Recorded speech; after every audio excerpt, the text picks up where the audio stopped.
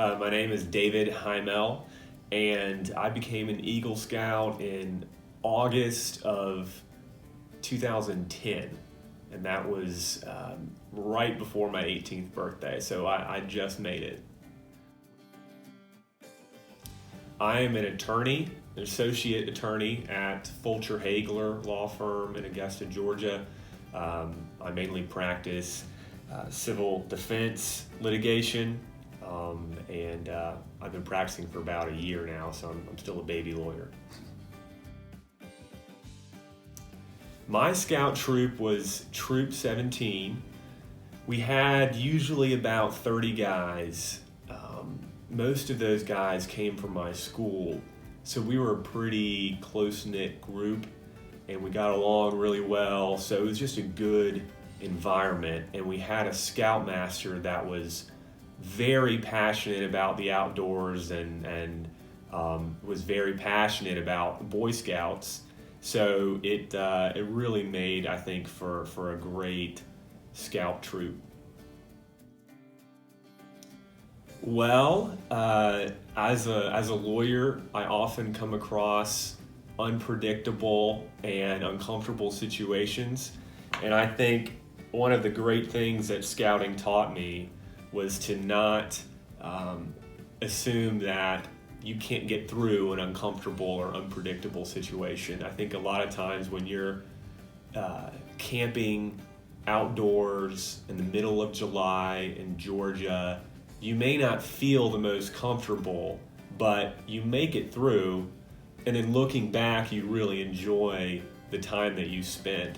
And when I was in Scouts, there were quite a few trips where we ran into things that we couldn't really predict, but we figured out a solution, we got through it, and I think that's really been invaluable in the practice of law, where I'm constantly coming across things that I didn't expect, but I still find a solution for. I don't know if I'd call it my favorite, but I think it's the best memory because, again, it kind of taught me that I can get through anything. We had what's called a wilderness survival trip that we went on as part of the experience as being a high schooler and showing that you can survive on your own. And we were allowed to bring 3 items on this trip. And I think I brought a knife, a space blanket, and a book for identifying edible plants. And we went out into the wilderness somewhere in Georgia, I can't remember exactly where, and we had to survive for 2 nights out there with just those 3 items. And I remember being very uncomfortable, but I was proud of myself because I actually was able to identify enough edible, harmless plants to get by. And I think I even ate some crickets, if I'm not mistaken. But I think that was a memory that it's just impossible to forget.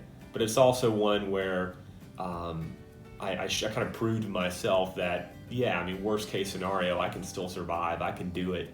So that was probably my best memory. And even though in the moment I may have not physically felt so great. Well, there's the obvious opportunities of getting out in the outdoors, going hiking, canoeing, camping,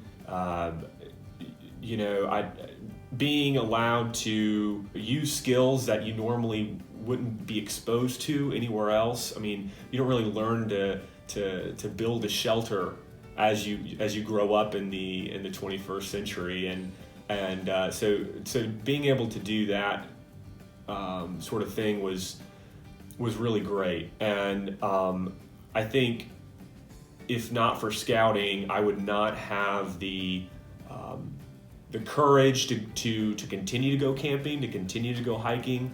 I've been able to encourage my wife, who has never really been comfortable with the outdoors, to get out, and where it might have scared me to go on these trips. It doesn't anymore. So I think that early exposure as a kid to the outdoors, to doing things, has enabled me to be comfortable to do it again. I think one of the neat things that I do now is I still go kayaking once a year on the Edisto River. It's a 3-day trip. I go for about 70 miles down the river. There's no way I'd be doing that today if in Scouts I didn't have some prior experiences that made me comfortable with making a trip like that.